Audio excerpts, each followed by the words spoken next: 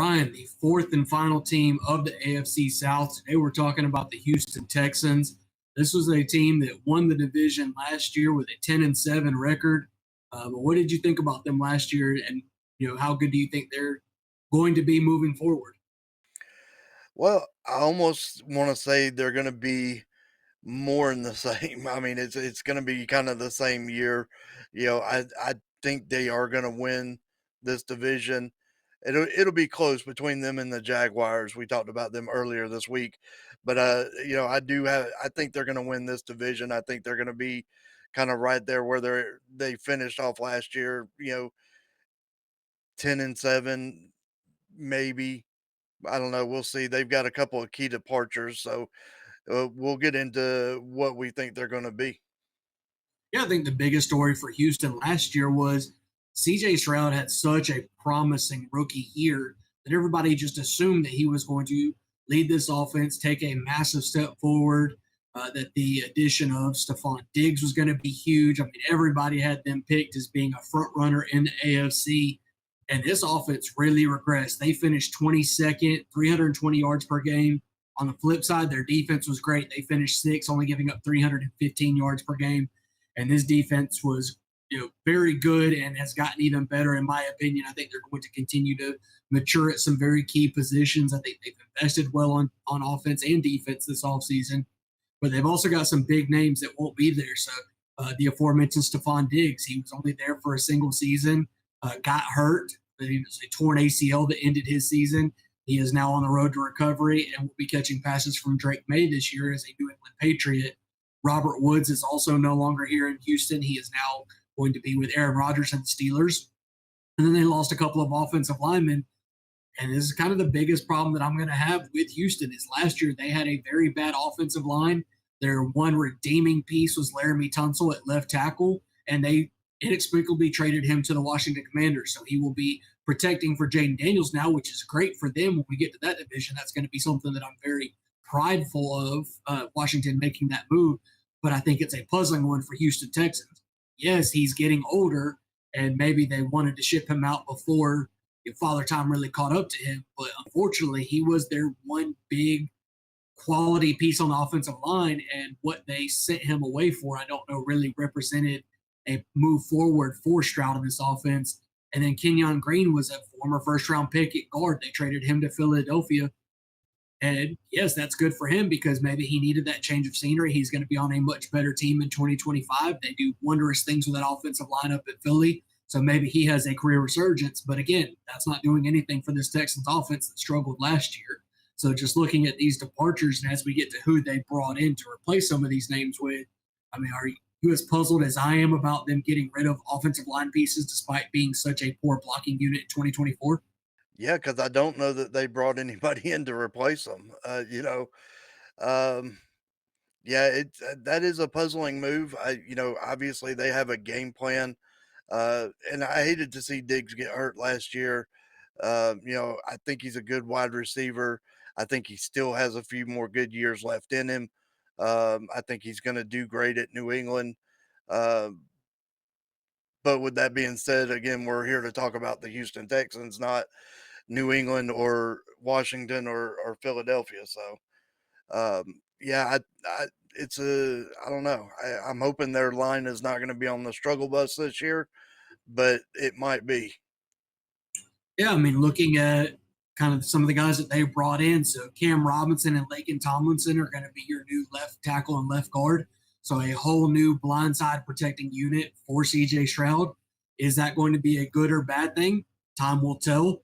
A lot of times you want familiarity. You want an offensive line that can gel. Laramie Tunsil was that guy for a while, so replacing him with Cam Robinson might not be as good. I do think Lakin Tomlinson's going to be an upgrade at the left guard position, and maybe we are proven wrong in thinking that this offensive unit could struggle.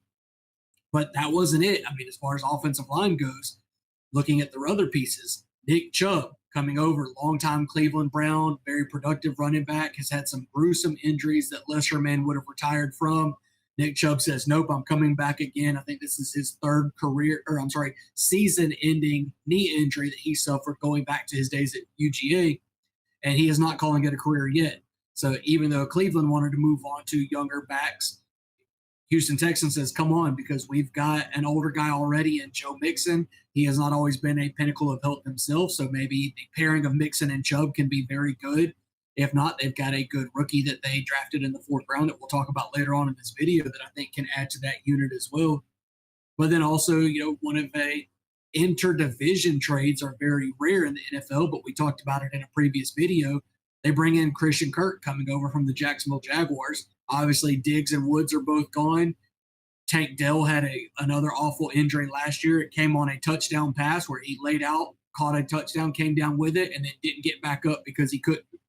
So this is somebody that is a veteran receiver. He can play inside and outside. He's going to help these young guys. Start of the year, I think that you'll see him get a lot of slot snaps. So we talk about Nico Collins being the clear wide receiver one in this offense. I like the addition of Kirk. I think he's somebody that can be better in the front half of this season. And as some of their rookies step up and take over the second half of the season, I think he might fade a little bit, but I think he is going to be a contributor, at least early on in this offense. And then over on the defensive side of the ball, Sheldon Rankins and CJ Gardner-Johnson, another player that they got in that trade from Philadelphia, coming in to be a starting safety on this team. I think that was another worthwhile addition. But they also brought back a lot of their own guys as well. So Danielle Hunter at edge player was another big time. You look at how good this pass rush is. That's somebody that they needed to bring back. Derek Stingley Jr. is one of their all-pro level corners. I'm a big fan of Stingley. I love what he does. And obviously Houston does too, because they gave him a $90 million contract extension over the course of the next 3 years. Jalen Petrie, another safety, will be playing next to CJ Gardner-Johnson. He gets 3 years, $39 million. So you look at that secondary, it is locked up for the next couple of years. You love to see that. And then defensive line Mario Edwards, 2 years, $9 million. I think he can be another rotational piece. You look at some of the older players that are phasing out of this team and the guys that they've brought in. They know that their defense is going to be the strong suit on this team, and they have invested to keep it a strength while also investing strategically in their offensive pieces and trying to right the wrongs that led them to be a stale unit last year. So before we get into the draft, I just kind of want to touch on free agency with you one more time. What do you think they did as far as addressing holes going into the draft and correcting some of their mistakes from the 2024 season?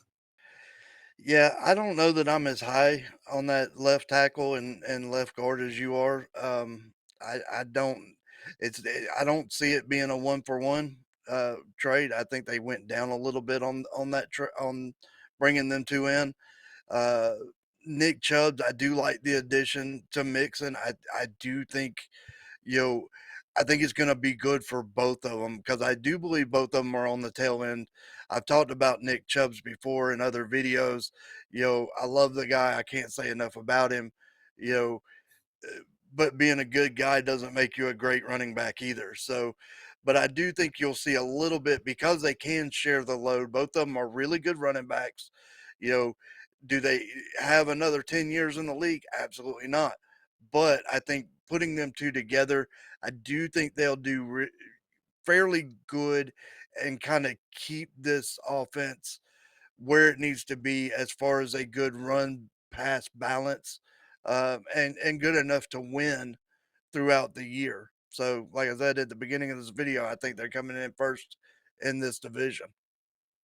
Yeah, and just to kind of clarify, talking about that offensive line, I do want to make it clear. I do think going from Laramie Tunsil to Cam Robinson, I do think that is a clear downgrade. I want to make that very, very clear on my stance on that. I called it a puzzling move for a reason because I think that Laramie Tunsil deserves to still be a Houston Texan if that's where he wants to be. But we may think that he is a lot happier in Washington, certainly playing on what I view to be a better, more competitive team in 2025. So he might be happier for it and he might love his new home. But I think from a Houston fan standpoint, I would not be happy about shipping off my best offensive lineman Yep. as part of a unit that really struggled. That being said, and again, I'm not a Houston Texan fan, so I could be wrong on this, but I think there were times where Kenyon Green was literally taken off the field because of how bad his play was. So shipping him off to Philadelphia, yeah, you hope as a player he ends up doing better in his new home, but it's not hard to imagine that the combination of Robinson and Laken Tomlinson on that left side could be better as far as protection goes and blocking goes than what you were getting from Tunsil and Green, because as good as Tunsil was, Green was the weak link. And we know at offensive line, you are only as good as your weakest link. And Kenyon Yep. Green probably was that weak link. So, as big of a downgrade as I think Tunsil to Robinson could be, you could see an equal upgrade or larger going from Green to Tomlinson. And that could provide a more cohesive, stable unit for Houston up front as they're trying to throw the ball to these weapons, as they're trying to move the ball with the run game, these aging backs. All of it's going to require a better offensive line up front. And they made the moves of getting two new starters on the left side of that offensive line. And I think it was necessary. But as we go into the draft, they traded out of the first round. They did not have a first round pick. Their first round pick was Jackson Dart. It's just he's not wearing a Houston Texan jersey. He is a New York Giant. But they got a couple of second round picks, one being Jaden Higgins, a wide receiver from Iowa State. I have a funny note about that I'll get to in just a second. I love the addition of Jaden Higgins. If I was going through a lot of the college prospects and some of their pro comparisons, the pro comparison for Jaden Higgins was Nico Collins, the man that he's going to be playing across from. That's going to be a scary proposition when you look at this offense and how good Nico Collins is. I think he's one of the more underrated wide receivers. I think he should be looked at as being in closer to that top tier with maybe not Jamar Chase, Justin Jefferson level, but I think he should be mentioned along with the Brian Thomas Jr.'s and the CD Lambs and the guys of that ilk because he has been that productive for that long. And now you're going to be looking at this team and you're thinking, crap, there's two of them because Jaden Higgins on the other side is going to win in a lot of similar ways. And then at pick 48, which is another pick that they had in the second round, they got Ariante Ursery, an offensive tackle out of Minnesota that a lot of people had a first round grade on.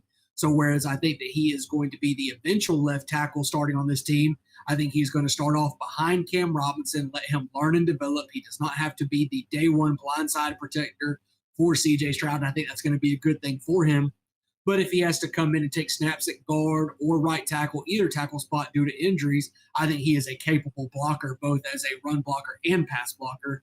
So I love that pick. They needed to invest in this offensive line in multiple ways, not only in free agency, but the draft, and they did that. Their third pick, which brings me to my interesting note, they take Jalen Noel, a wide receiver out of Iowa State. And if that sounds familiar, it's because him and Jaden Higgins were teammates. They were very productive teammates at Iowa State, and I think they're going to continue to be productive teammates now in Houston. So I talked about Christian Kirk getting a lot of slot snaps at the beginning of this season. I think it is the Jalen Noel progression over the course of the season that's going to make Christian Kirk fade as the season goes along because Noel is going to be the long-term slot receiver. I hate it for any Houston Texans fan that's still buying into Tank Dell being something in the league. I think that he got his 15 minutes of fame. I think he was a flash in the pan. His injuries are going to keep him off the field. And just my opinion, I think he's already been replaced. And then the only other draft pick that I wanted to highlight for Houston is a running back that they took in the fourth round named Woody Marks. They took him over some higher touted running backs. But if you look at what he did at USC, he is an all purpose, do it all back. He is a guy that prior to Nick Chubb signing, he was the direct backup to Joe Mixon. I was all about him in fantasy. I added him to my dynasty team. I absolutely love the prospects of him long term and short term. And it's one of those that I think that Houston is going to use more than one running back this year. I think knowing what Mixon and knowing what Chubb and the battles that they've had with Hilt, I think it will behoove them to give work to a young Woody Marks. I also think that he is a better pass catcher than both of those two running backs ahead of him, despite them having a lot more between the tackles appeal and certainly a lot more experience. He's not somebody that I think is going to score a lot of touchdowns as a rookie, but I think he's somebody that can come out of the fourth round, earn a role in this offense as a rookie, and maybe even compete to be the starter as early as next year. But just talking about their draft picks, what do you think they did as far as trading out of the first round and the talent they added as far as the positions that they needed? I think they did a great job. I think they did exactly what they needed to do. They filled some holes they needed to fill. I like the two wide receivers out of Iowa State. I I think that's great. Um, I don't know much about that running back. I kind of hope that you're right, and he does fill that need that they're may not need this year, but definitely will need next year because I don't know. I believe Nick Chubb's only signed a 1 year deal, I believe so. so this might be the last season that we see him in the league. And we'll see. We'll see what time tells, and I hope they do utilize him and put him into games. And I think with this offense, I think CJ Stroud is a lot better than what people think. I do, and we'll get into the fantasy here in a few minutes, but I think he's a fantasy pickup. I do think you put him depending on the offensive line. Again, we've said it in just about every video. The offensive line is key. That's proven in places like Kansas City, Baltimore Ravens. If you haven't watched those videos, go back and watch them. Those offensive lines are what key is the key to those teams' success. And this shouldn't be any different. So hopefully you're right on those two linemen, where one was a big loss, but the other one was a good one to get rid of. And hopefully you get that cohesion coming in with the two that they picked up. But that's going to be the key to this team. It's going to be the key to Stroud's success and these wide receivers' success. Yeah, for sure. And I think anybody that's played fantasy for a number of years, you know how easily running backs can get hurt and how Yep. quickly you can find yourself without one in fantasy. So if you were like me, if you've ever had to rely on Damian Pierce or Dare Agumbawale as a Houston Texan running back, I mean, I've been playing fantasy long enough to remember how great Arian Foster was as a running back for the Texans. And Sure. there were times where he was missing and you were scrounging for his backup. Woody Marks is a better version of Damian Pierce and Dare Agumbawale. He's got the pass catching ability. He can certainly run it between the tackles as well. That I think he is good enough to earn an immediate role. But if the time came for him to take a lion's share of snaps, I do think that he's going to be a worthwhile pickup in fantasy and certainly in real life as well. I think everything's going to come back to this offensive line, though. I mean, I think that is their biggest concern. The offensive line was not good last year. The offense suffered as a result, and it may have gotten worse instead of better this year. I mean, CJ Stroud, we've talked about it in previous videos. You talk about a sophomore slump. CJ Stroud had it, and maybe that wasn't at any fault of his own. This offensive line surrendered 52 sacks of CJ Stroud last year. I'm not sure where that ranks in NFL. I know Chicago had by far and away the most. We saw what that did for Caleb Williams last year. But CJ Stroud, I believe, was actually under pressure more than even Caleb Williams was. It just maybe he was a little bit better at getting rid of the ball. So some of those plays didn't turn into sacks that a rookie Caleb Williams gave up. That being said, we're going to need this offensive line to play better if you want any of these numbers to improve on the offensive side of the ball. And I'm just not confident that they did. The light at the end of the tunnel and the glimmer of hope for all Texans fans is this defense. I think they are a top 5 unit in 2025. And I know the Seahawks fans have come at me with pitchforks about them being a top 3 team. But the Houston Texans are one of those teams that I mentioned when I talk about why I'm not as convinced that the Seahawks will finish that high. Because like we talk about the Baltimore Ravens, like we've talked about the Denver Broncos, this Texans defense is scary. It was last year. I think it's going to be even better this year. It's going to keep them in games. And that's why I have the Houston Texans being that other team with the Jacksonville Jaguars competing for this crown. I have it being a very close finish. It's going to come down to one final game, maybe even between the two. I had the Texans finishing with a 9-8 record, finishing one game behind the Jaguars with a 10-7 record. So I do have the Texans finishing second in this division, but I think you and I are kind of flipped on that. Yeah, I have them coming in first in the division. I said at the top of this video, I think they put up double digit wins. I actually have them, winning 11 games. So yeah, it's going to be interesting to see. I know neither one of us are very high on this division as a whole, but I think you've got a couple of teams in this division that we can kind of see ourselves watching because they do bring a pretty good brand of football with the Texans and the Jaguars. So uh, yeah, we'll see. Let's go into fantasy. Who are you taking? Yeah, so I've got a few names here that I'm okay with. I don't think any of these guys are first round picks, but Nico Collins is a very good second or third round pick, depending on your size of league and certainly format can dictate a little bit of that.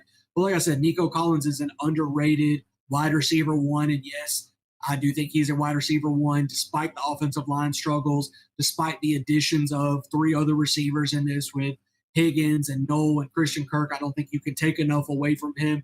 Basically, everybody else is fighting for the leftovers. Nico Collins is the number one target. You're not going to get anything away from him, and he does a lot more with it. He can win in short routes. He can win in deep routes. He's somebody that you want because he can catch double digit passes in a game. He can have 3 touchdowns in a game. He can have 200 yards in a game. He has absolutely no caps as a player, and CJ Stroud knows how to utilize him and targets him early and often in games. So certainly Nico Collins is the top Texan in fantasy football. Joe Mixon, I think he still has enough to give. He's not somebody that I want to be my RB1, but I think he can be a productive RB2. I think Sure. Nick Chubb comes in, doesn't take enough work to make him a less appealing fantasy option, but might take enough work to keep Joe Mixon healthier, makes him more useful on a per touch basis. I still think he's going to get a lot of valuable work. If this team is an 11-win team, like you say they are, they're going to have a lot of scoring opportunities, and Joe Mixon is going to benefit from that because I do think that he's going to be the primary goal line back, even with Nick Chubb in town. And then you talk about it, CJ Stroud. If this offensive line improves even a little bit from what they were last year, if he gets a little bit better at reducing the sack numbers and checking down to these talented running backs, the receivers that they've added to this team, if he can just keep the offensive drives going by any sheer will of his own, he's going to be good for fantasy because that defense is so good. It's going to give him a lot of opportunities to score. You look at that secondary, look at that pass rush, there's going to be turnovers, and Stroud is a good enough quarterback to turn those turnovers into points. He's going to get a lot of free, easy points because of how good that defense is and the position they put him in. Yeah, and with Stroud, I don't know that I'm picking him up on draft day, but if he's there on the board on a waiver, I don't, depending on what you see the first couple of weeks, obviously we're moving into preseason and right now we're in training camp, but then, 1st of August, we're moving into preseasons and we'll actually get to see what this line looks like and kind of how it's going to mesh together. You know, that may be a factor. By that time, your draft probably has already happened. So I wouldn't mind picking up Stroud on a waiver or as my QB2 maybe, or sitting on my bench to bring in. I don't know that I would necessarily want him to be my starting quarterback uh, because of the line being so unknown. I don't know that I'm going to waste a draft pick on him. So, Yeah, and and I one of feel, my favorite moves in fantasy is say you're in a league that only starts one quarterback, no super flex, no two QB or something like that, and you've got a lot of quarterbacks that are still left on waivers, like what you're talking about. One of my favorite moves is to take a shot on a player that's injured, that's not going to play the first few weeks of the season. I'm thinking about like a Brandon Ayuk, yep, somebody that can give you a boost later on in the season. You draft Brandon Ayuk, and when that week 1 injury list comes out, and he's on the pup list, he's on short-term IR, you know he's going to miss the first 4 games. You go ahead and move him into an IR spot. Now you've got a free spot on your bench. That's when I'm picking up my second quarterback. I'm not necessarily drafting 2 quarterbacks, but I like having 2 quarterbacks. If I sure, didn't take a Jaden Daniels or a Lamar Jackson that I plan on starting every single week, say I waited on quarterback and my starter is Trevor Lawrence to keep it in the division, I might want a CJ Stroud, and then I'm going to basically pick my starting quarterback that week based off of who has the better matchup.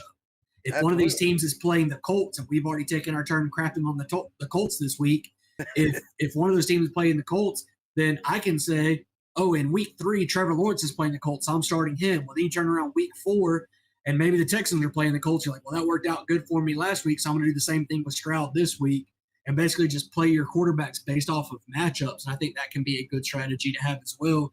If you do have a couple of quarterbacks that you want to change out, Stroud can certainly be a part of that platoon and be a productive member, I think. Absolutely.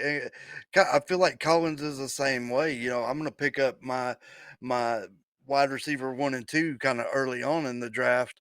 I don't see him being either one of those, but he's one, yeah, based on matchup, who they're playing. You know, I I wouldn't mind having bringing him in and putting him in that Mixon and Chubbs. I don't know that I want either one of them as much as I am a fan of Chubbs and like I said, you couldn't ask for a better guy.